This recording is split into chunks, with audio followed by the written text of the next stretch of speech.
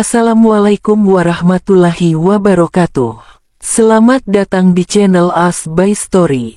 Jangan lupa like, komen, dan subscribe, serta aktifkan lonceng notifikasi agar tidak ketinggalan cerita menarik lainnya. Sekarang, mari kita mulai ceritanya. Matahari mulai menyingsing. Sinarnya menembus kaca transparan jendela kamar yang berada di sisi kiri tempat tidur. Alisa mengercap-gercapkan matanya. Telinganya tiba-tiba berdengung. Hufet, keluhnya mengingat kejadian buruk yang tadi ia lihat. Ya, sejak SMS dari wanita bernama Naila pikirannya selalu kusut. Terdengar gemericik air dari kamar mandi. Mungkin Haris sedang mandi, pikir Alisa.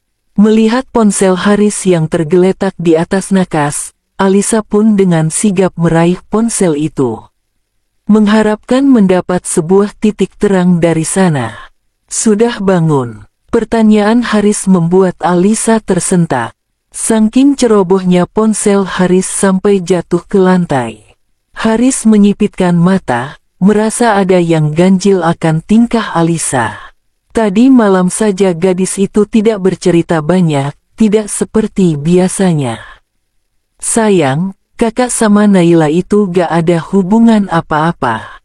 Perempuan itu yang terobsesi. Alisa mencoba menetralisir wajahnya. Ia mengambil ponsel Haris lalu meletakkannya lagi di atas nakas.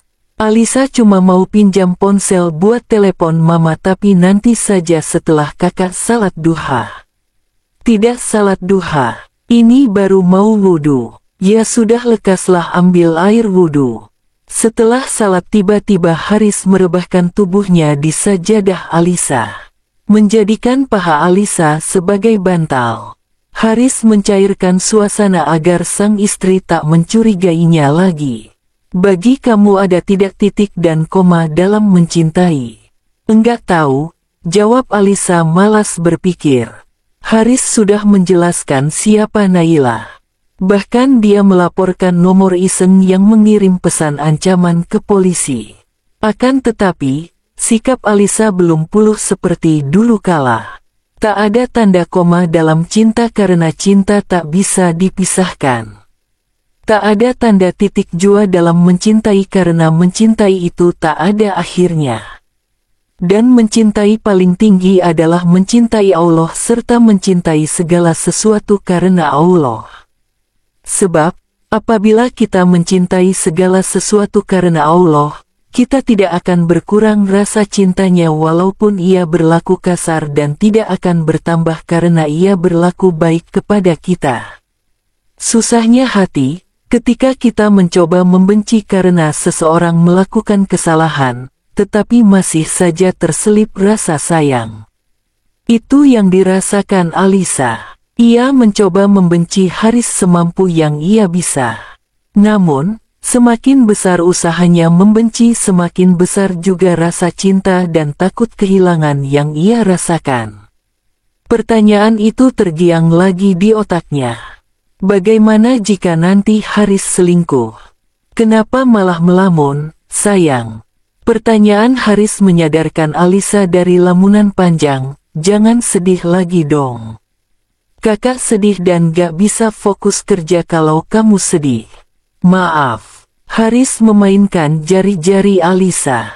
Mungkin menurut kamu kakak udah mengikhlaskan calon anak kita, tapi sebenarnya kakak masih suka sedih. Setiap sujud aja kakak nangis. Sebagai suami sudah seharusnya kakak menjadi contoh yang baik buat kamu. Mungkin di situ letak salah kakak. Karena seharusnya kita sedih bersama. Haris mencium lembut punggung tangan Alisa. Hari ini kita makan di luar aja atau mau beli ikan? Dua-duanya, jawab gadis itu sekedarnya kemudian berjalan menuju kamar mandi. Tiba-tiba perutnya terasa mual dan kepalanya pening. Haris berlari mendekati Alisa. Setelah Alisa berhenti muntah-muntah, Haris memeriksa denyut nadi dan penanganan pertama lainnya. Sejak kapan kamu merasakan seperti ini, sayang? Alisa tampak mengingat-ingat. Baru hari ini. Kapan terakhir kamu menstruasi? Jangan-jangan kamu morning sick. Itu gejala klasik yang akan dialami wanita pada masa awal kehamilan. Hal ini terjadi karena produksi hormon estrogen yang meningkat pada plasenta, di mana hormon tersebut mengakibatkan pengosongan usus terjadi lebih lambat dan memicu timbulnya rasa mual dan muntah. Namun, Alisa memotong perkataan Haris, "Kak, berhenti ngomong teori kedokteranmu. Alisa gak mungkin hamil. Maaf, aku terlalu bahagia bisa menghabiskan waktu bersama kamu lagi. Kakak kayak orang hilang arah selama kamu di Jogja." Ia menarik lengan Alisa hendak memeluk.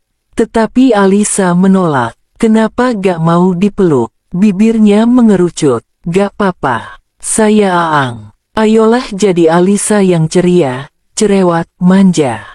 "Kakak kangen banget." Haris menggoda Alisa. Nanti dibilang kekanak-kanakan. Karena gemas Haris mengendong Alisa. "Gak tahu ah. Kakak gemes banget sama kamu. Mau kakak culik aja." "Kak Haris turunin kak." "Turunin gak, kak? Malu ih." "Ya Allah Kak Haris turunin Alisa." Meskipun Alisa beronta-ronta dan dia menjadi perhatian karyawan di rumah sang bunda, Haris tidak peduli. Haris mendudukkan Alisa di kursi samping kemudi.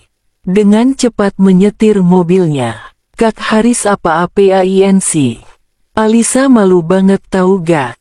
Protesnya. Benar wajah Alisa sudah seperti tomat rebus. "Gemes banget sih." Haris yang biasanya kaku saat mengendari mobil, sekarang begitu asyik. Dia bahkan membuka rooftop lalu berterik, "Ayo kita BERBAHAGIAAA." Seperti kata Lida, Alisa masih dalam masa trauma, jadi Haris haruslah peka mengajak perempuan itu bersenang-senang. Sambil pelan-pelan memberikan pengertian agar dia bisa menerima. Alisa masih trauma kehilangan anak. Dia juga diselimuti kekhawatiran jika Haris pergi meninggalkannya suatu hari nanti. Hari-harinya dipenuhi berbagai jenis ketakutan. "Sayang, SMS atau apapun yang kamu terima itu semua bohong. Kakak di sini. Kakak gak akan ninggalin kamu. Satu-satunya perempuan yang kakak cintai sebagai istri dan pacar ya cuma kamu. Ini ponsel kakak gak pernah dikunci. Kamu juga biasa buka media sosialnya kan? Tapi kalau kamu terganggu, kakak rela hapus semua medsos buat kamu. Karena perempuan di dunia ini gak ada yang cantik. Semua jelek. Pokoknya kalau ada apa-apa bilang sama kakak. Gak ada wanita lain. Gak ada, pokoknya gak ada. Kakak sayangnya cuma sama kamu sah. Sayang BANGETTT. Kalau gak sayang ngapain juga kakak nikahin kamu padahal kamu belum lulus. Itu tuh bukti kalau sayangnya kakak ke kamu gak bisa ditahan lagi." "Iya kak, iya. Alisa emang lagi sensitif aja." Sekarang Alisa percaya sama Kak Haris. Naila cuma benalu yang gak ada artinya dibanding besarnya cinta kita. Nah gitu dong. Pesan masuk dari Mama Karin. Sudah lama Alisa disibukkan dengan masalah rumah tangganya sampai tak mengikuti kabar terbaru. "Kak, besok ke rumah Karin ya. Ada pengajuan dan kalau gak salah paginya itu sudah putusan buat pelaku." "Siap, sayang." "Bunda." Alisa mengetuk pintu seraya memanggil Vida. "Bunda," panggilnya lagi. Tangannya memutar kenop pintu, terkunci. Ia mengetuk pintu lebih keras. "Bunda," panggilnya dengan nada naik 1 oktav. Wanita itu akhirnya menyerah. Memilih duduk di tepi kolam ikan sembari mencoba menghubungi Vida melalui WA. Vida membukakan pintu. "Alisa, maaf bikin kamu nunggu. Tesnya sukses kan tadi?" Alisa menoleh. "Bunda." Ia meletakkan wadah makanan ikan pada tempatnya lalu meloncat dari batu kolam ke teras rumah. Dari tadi Alisa panggil-panggil kok gak dengar. Mau masuk pintunya dikunci. Ya udah Alisa ngasih makan ikan aja. Vida menuntun Alisa agar masuk ke rumah. Bundanya itu selalu memperlakukannya seperti anak kandung sendiri penuh kasih sayang dan pengertian. Tak jarang Vida mengomeli Haris ketika laki-laki itu membuat Alisa sedih. Kia, kejutan buat Alisa. Petik 2. Alisa tersentak melihat orang-orang di ruang tengah. Matanya tertaut pada seorang laki-laki yang bertingkah norak dengan membawa spanduk bertuliskan susunan kapital yang terkesan alay, "Selamat sudah menjadi mahasiswa." Alisa cantik. Alisa tertawa cekikikan setelahnya. Sumpah ajaib banget lihat Haris berperilaku gak waras.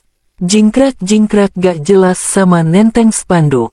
Tak ketinggalan ikat kepala. 11-12 dengan supporter sepak bolanya MU ataupun PSSI. Mau nonton pertandingan sepak bola Indonesia vs Thailand?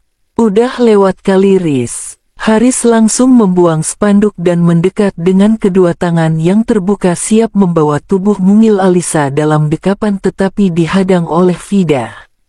Lelaki itu manyun, bikin Alisa tambah cekikikan seraya memegangi perutnya. Mila, Surya, Purnomo, Mama Karin, ikut terkekeh melihat aksi ganjen Haris. Merasa malu, Vida mendorong tubuh Haris ke sofa. Keduanya cekcok entah apa. Alisa menyium punggung tangan kedua orang tuanya dan Mama Karin.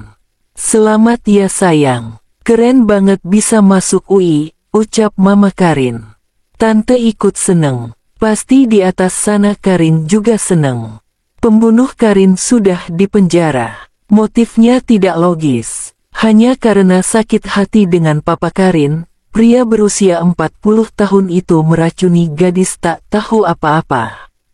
Sekarang entah kenapa dunia ini dipenuhi psikopat. Yang merencanakan semua ini adalah Tante Salma loh Alisa, tutur Mila. Alisa memeluk manja Salma Mama Karin. Terima kasih banyak Tante. Alisa selalu merepotkan. Ia merasa bersyukur, di dunia ini banyak orang yang mencintainya dan memperlakukannya dengan baik.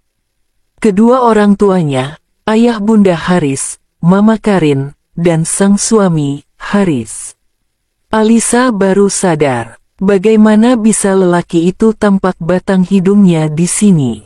Ini masih jam 3 sore loh. Padahal tadi beralasan ujian sehingga tidak bisa menjemput Alisa di kampus. Ternyata pria itu malah sudah di sini.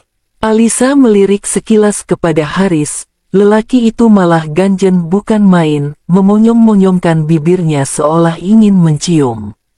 Alisa tersenyum kecut, dasar ikan tersayang ledeknya dalam hati. Beruntung Haris tidak memiliki indera keenam yang mampu membaca pikiran, jadi dia gak tahu kalau diledek kayak ikan, wakak. Papa, Alisa berganti memeluk lelaki yang dulu menjadi pangerannya sebelum kedatangan Haris. Selamat ya, udah dari tadi peluk-peluk terus. Kapan makannya? Bobby yang sedari tadi mengelus perut buncitnya angkat suara.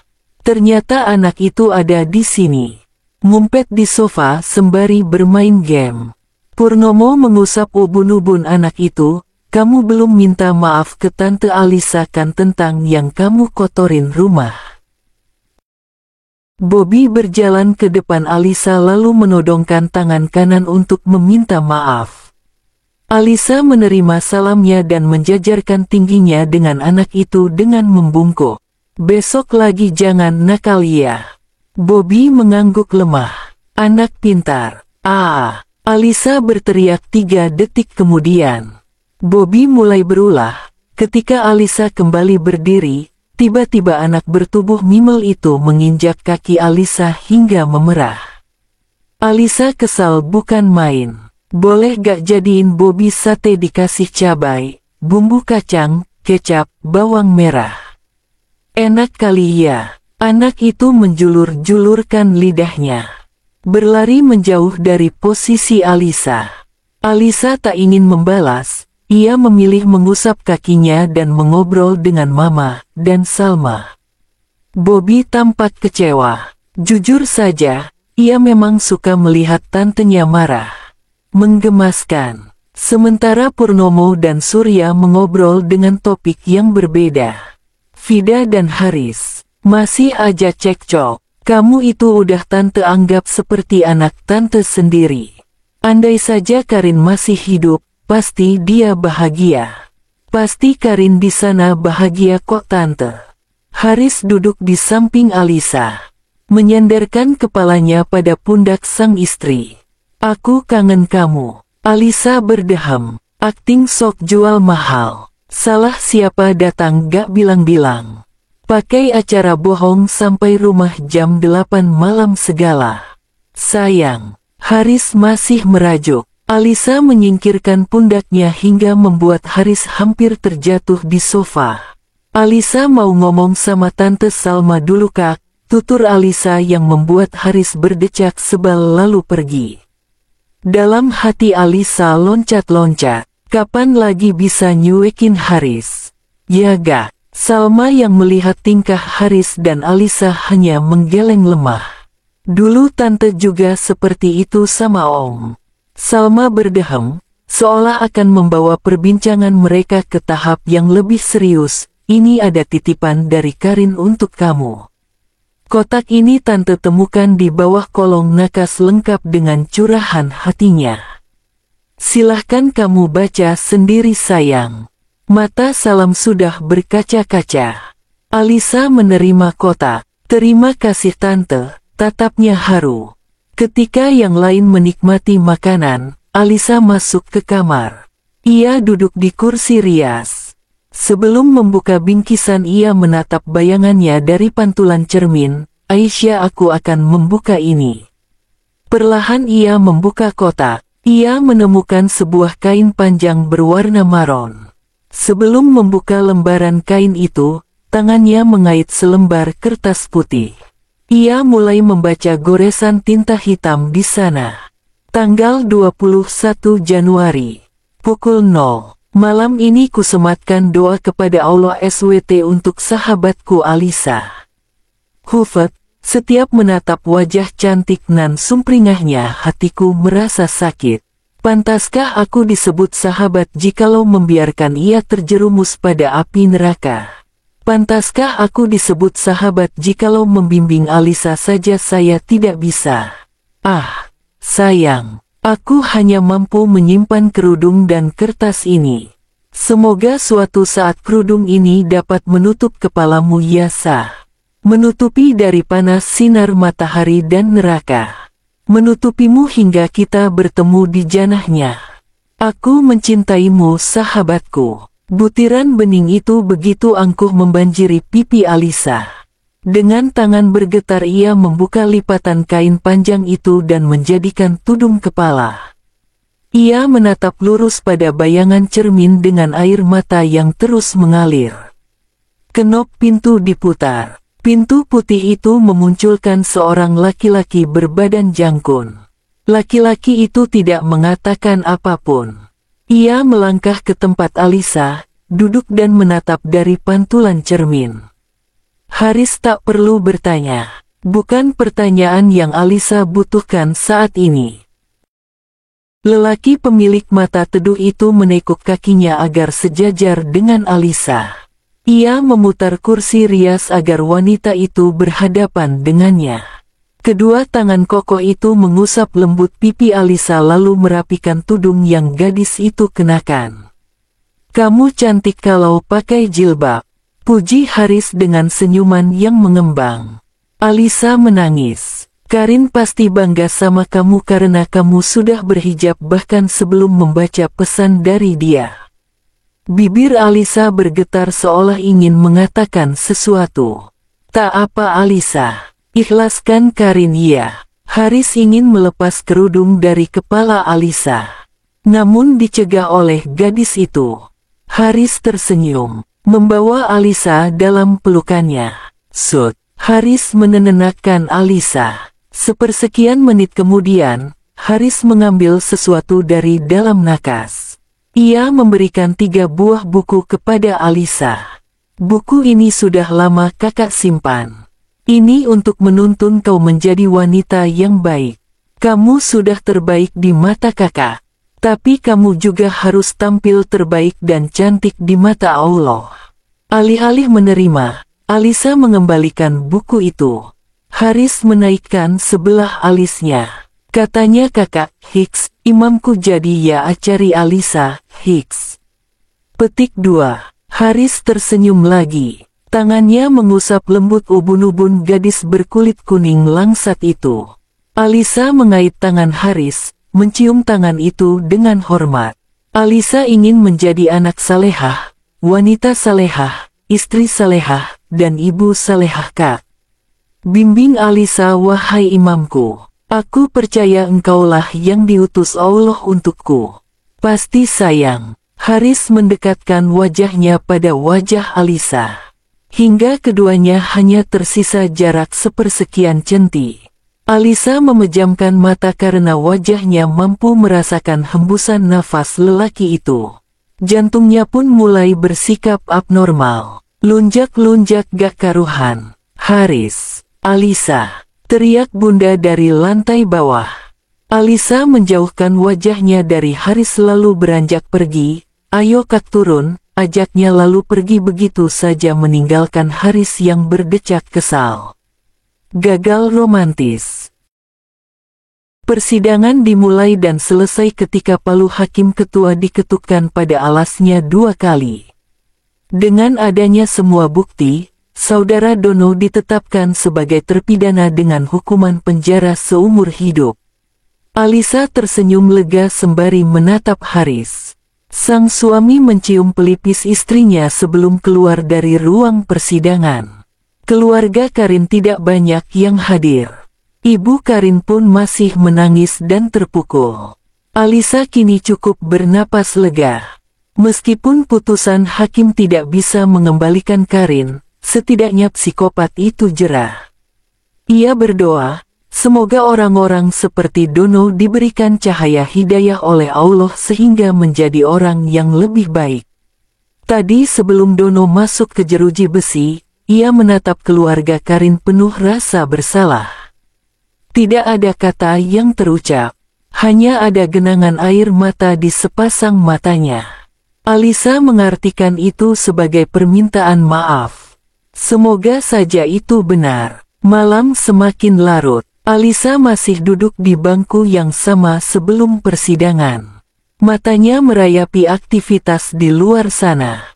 Di depan pengadilan terdapat minimarket 24 jam yang diramaikan oleh beberapa pegawai pabrik yang baru saja pulang kerja. Mungkin mereka lembur. Gadis itu mendesah kesal. Kenapa Haris lama sekali? 15 menit yang lalu, Haris pamit untuk bertemu dengan pengacaranya dan pengacara Kari. Tetapi hingga sekarang, belum juga kembali. Padahal janjinya enggak ada 10 menit. Ia tak begitu suka menunggu. Menunggu itu melelahkan, apalagi kalau yang ditunggu tidak datang. Itu sama saja melukai waktu. Membiarkan ia berlalu begitu saja tanpa faedah. Kenapa lama banget sih? Protes Alisa begitu Haris kembali. Iya, molor. Maaf ya, sayang. Alisa cemberut. Jangan marah dong. Nanti cepet tua loh. Alisa tak menanggapi. Pandangannya fokus pada mas-mas pelayan minimarket yang menyapa pembeli. Tangannya ditelungkupkan di depan dada seraya tersenyum ramah. Bibirnya komat kamit mengucapkan selamat datang. Bayangkan saja berapa ganjaran yang didapatkan jika senyum terus-menerus. Belum lagi jika pembelinya membeludak. Kalau ikhlas pasti pahalanya banyak itu karena senyum adalah ibadah, katanya. Sayang, jangan ngelamun. Alisa menatap Haris dari sudut mata sekilas. Peduli apa kamu kak? Haris menghela napas, melihat punggung Alisa yang kian menjauh. Dia kira Alisa sudah bisa bersikap dewasa, ternyata masih manja juga. Tadi itu banyak orang. Jangan bikin malu deh, kak. Gimana kalau pada mikir kita pamer kemesraan di depan umum? Kakak lihat gak sih, beberapa dari mereka memandang kita tidak suka. Protes Alisa karena kemesraan Haris di ruang tunggu persidangan. Biarin aja. Hah, semudah itu. Dasar cowok gak pernah pakai perasaan, selalu pakai logika. Haris tak menanggapi. Ia lebih memilih fokus mengemudikan mobil. Sunyi. Lelaki mengutamakan pemikiran. Perempuan mengutamakan perasaan. Tapi bukan berarti lelaki tidak bisa menggunakan perasaan, dan bukan berarti juga perempuan tidak bisa menggunakan pemikiran. Semua itu saling melengkapi. Sayang.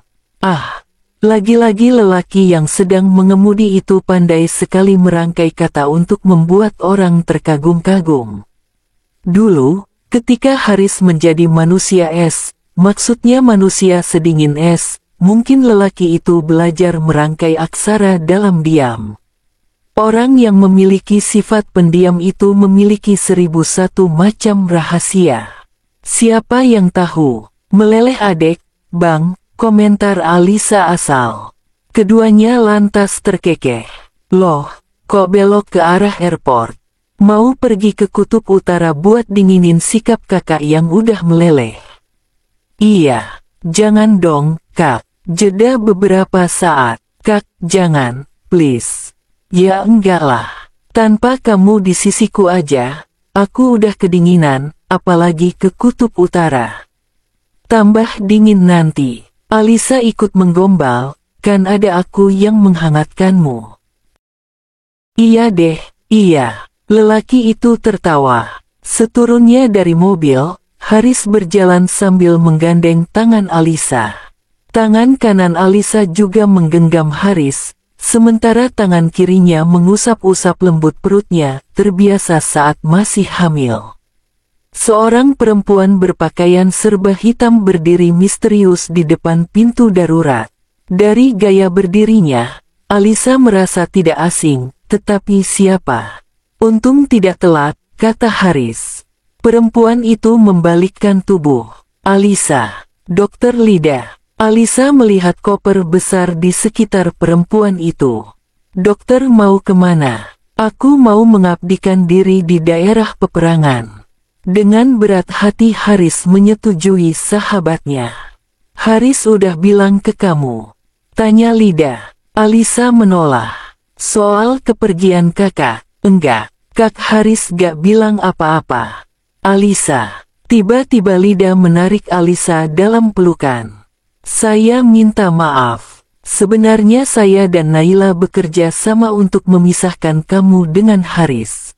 Apa? Saya minta maaf. Haris itu sudah lama saya idamkan.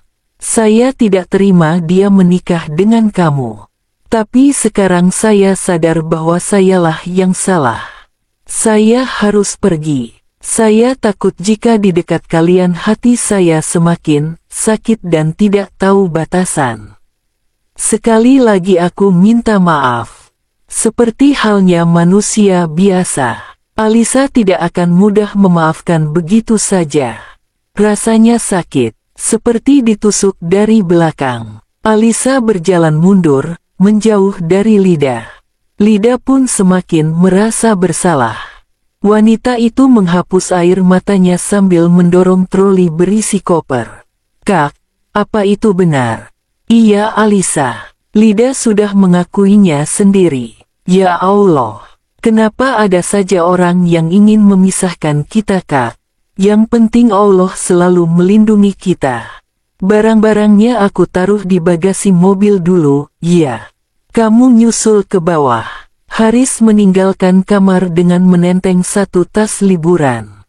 Hari ini Haris dan Alisa ingin berlibur ke salah satu danau yang sedang populer di Instagram. Iya. Dapat salam dari bunda sama ayah. Mereka sudah berangkat ke Bandung tadi pagi, gak sempet pamitan sama kamu, tutur Haris sebelum memutar kenop pintu. Hah, jam berapa? Jam 3 dini hari. Ya udah. Perempuan itu sedikit kecewa. Begitu selesai menata barang-barang ke dalam mobil, Haris memanaskan mesin mobil. Kaca spion ia beri gel agar terlihat lebih kinclong. 10 menit kemudian, Alisa datang. Wanita itu sibuk mengunci pintu rumah lalu merapikan gamis hijau Tosca dan kerudungnya. Di mana-mana, wanita selalu yang paling ribet. Haris membukakan pintu. "Silakan, Tuan Putri." Alisa sedikit mengangkat gamisnya yang melebar ke bawah lalu menunduk hormat bak Cinderella. "Terima kasih, pelayan." Ia menahan tawa melihat tingkah konyol dirinya dan Haris. Sejurus kemudian mobil Haris terus melaju melewati gedung-gedung menjulang tinggi. Kurang lebih 3,5 jam, mobil yang mereka tumpangi sudah melalui pegunungan dan padang rumput ilalang. Sampai di pertigaan, Haris menggiring mobilnya untuk belok kanan. Selama di perjalanan, keduanya sibuk berbincang sambil mendengar lantunan lagu Korea. Sejak 3 bulan yang lalu, demam K-pop menyerang Alisa lagi. Haris dibuat kewalahan. Malahan kemarin Alisa menyuruh Haris menari seperti boyband negara gingseng. Alhasil, jadilah robot menari. "Kaku minta ampun." Haris melirik Alisa yang sejak tadi bergerak absurd, kakinya berkali-kali menendang dashboard. Kepalanya menggeleng-geleng mengikuti alunan musik Korea yang berkali-kali diputar secara acak. "Toy Fit Lijak, Reset, SNSD, I Got A Boy, SNSD, dan Cingkuin, Super Junior, Mer. Simple, Super Junior, Sexy, Free dan Single, Shiny, Ring Ding Dong, Sistar, So Cool, dan Tiara, Roly Poly."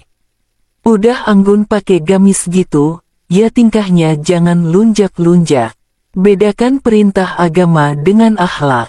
Kalau perintah agama itu wajib ditaati.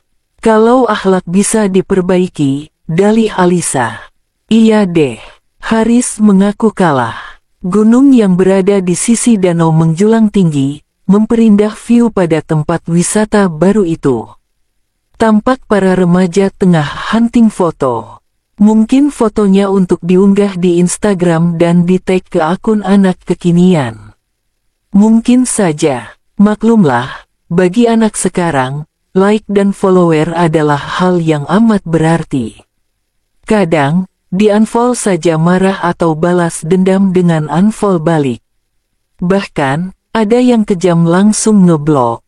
"Halo, apakah di akhirat nanti kamu ditanya berapa follower Instagram? Berapa like terbanyak dalam setiap foto? Terus, kalau banyak like kurang dari 100, masuk neraka?" Apakah seperti itu? Tentu saja tidak. Haris menyewa perahu kecil untuk dirinya dan Alisa. Wanita itu duduk di depan, sedangkan Haris duduk di belakang. Tangan Haris tak henti mendayung perlahan agar sampai ke tengah danau. Di sekitar danau, tampak pohon-pohon hijau yang rindang. Katanya, kalau sedang beruntung, mereka akan bertemu dengan orang utan. Bagi Alisa, lihat Haris saja sudah kayak lihat orang lupa. Haris kan ikan yang punya bibir monyong kalau mau mencium. Dasar, ikan tersayang. Haris berhenti mendayung ketika perahu berada di tengah danau. Alisa sibuk memotret pemandangan sekitar. Sesekali ia mengusap lembut perut buncitnya. Haris memandang Alisa penuh cinta. Akhirnya, sekarang Alisa bisa bernapas lega, "Kak. Setelah sekian lama masalah terus membelenggu keluarga kita." Haris membalas ucapan Alisa dengan senyum indah. Lelaki itu mendekat ke tempat Alisa duduk hingga membuat perahu kecil itu bergoyang. "Wah, kakak, nanti kalau jatuh gimana?" protes wanita itu cepat. Hening sesaat, hanya terdengar suara nyanyian alam. "Ceritain ke Alisa dong, kisah kakak pertama kali bertemu dengan Alisa." Lelaki itu mengingat kejadian kurang lebih 2 tahun yang lalu. "Semua berawal dari kamu disuntik. Dari awal kamu masuk, entah kenapa hati aku tidak karuan. Gadis SMA, yang bawelnya minta ampun itu membuat kakak jatuh cinta pada pertemuan pertama. Jadi, kakak udah suka sama Alisa waktu itu. Iya, aku suka semua tingkah kamu. Dokter nyebelin. Udah tahu pasien takut disuntik, kok disuntik. Menyalahi aturan itu, cerocos Alisa mengingat kejadian menyebalkan itu. Bayangkan saja, bagian yang disuntik sampai bengkak seminggu. Haris, tega sekali kau. Itu memang rencana kakak supaya memperpanjang pertemuan kita. Ia tersenyum licik. Itu kesan pertama yang kakak rasakan. Kalau kamu curang. Kalau Alisa, awal kali ketemu, satu kata yang terbayang. Seram. Kenapa? Pertama, aku takut disuntik. Kedua, nama dokternya seram sekali, Muhammad Haris Ibnu Sina. Di otak Alisa waktu itu, dokternya berewokan, tua, bermata tajam, dan berwajah kearab-araban. Pasti galak. Haris menyela, nyatanya dokternya menyenangkan, muda, bermata teduh, dan berwajah tampan, kan? Alisa memutar bola mata jengah, sepertinya penyakit kepedean lelaki itu mulai kumat. Bermata teduh apanya? Matanya aja super duper dingin. Salwa itu bagaikan melihat bongkahan gunung es di kutub. Emang udah pernah lihat? Palingan juga lihat di TV. Enggak lah. Terus lihat di mana? Di internet. Haha, gak lucu. Lanjut dong ceritanya, pinta Haris. Jujur deh, ya, kakak emang ganteng sih. Ia berhenti bicara karena melihat wajah menyebalkan Haris yang sok kegantengan, tapi memang ganteng sih.